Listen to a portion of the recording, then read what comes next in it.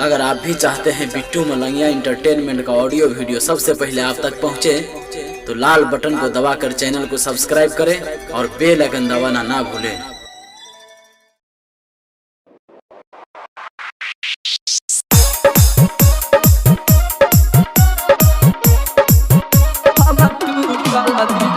DJ Rakesh Mustafapur presented by Bittu Malangiya entertainment. मिले खातिर हमारा बाजार में बोलल ही, अभी लेना हमारा से मिले तू तैयार ही, मिले तू तैयार ही, मिले तू तैयार ही। मिले खातिर हमारा बाजार में बोलल ही, अभी लेना हमारा से मिले तू तैयार ही।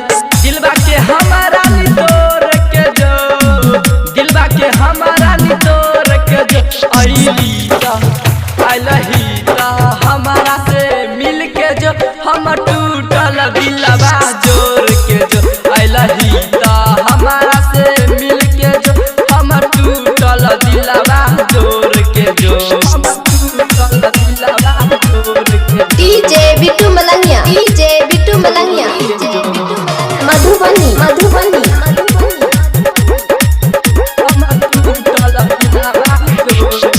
रतिया में याद तोहर आबै छौ गे रानिया, कहियो न कहियो तू ही बनबे हमर कनिया, बनबे हमर कनिया।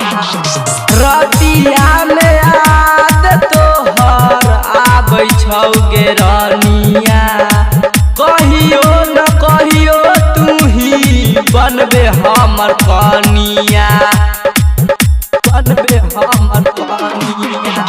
छियौ हमें फास्ट कॉल स्टार्ट, दिलवा देखा के तरसा के न जो, दिलवा देखा के तरसा के न जो आइली ता आइलही ता हमारा से मिल के जो हम टूटल दिलवा जोर के जो आइलही ता हमारा से मिल के जो हम टूटल दिलवा जोर के जो हम टूटल दिलवा जोर के जो।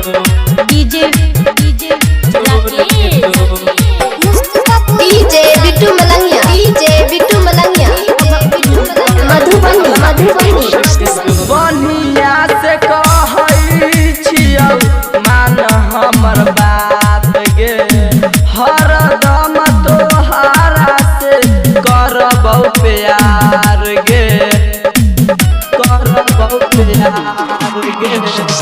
बनिया से कहै छियौ मान हमर बात गे, हरदम तोहरा से करबौ प्यार गे, करबौ प्यार गे। लइके मोबाइलबा हे सकुलबा करन बेदर्दी के न छोड़ के जो, संजय शराबी के न छोड़ के जो आइली ता आइलही ता हमारा से मिल के जो हम टूटल दिलवा जोर के जो आइलही ता हमारा से मिल के जो हम टूटल दिलवा जोर के जो। मिले खातिर हमारा बाजार में बोलल ही, अभी लेना हमारा से मिले तू तैयार ही।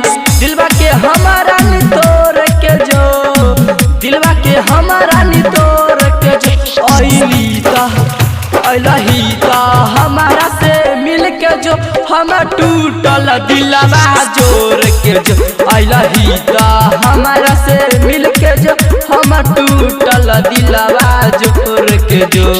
Presented by Bittu Malangiya entertainment.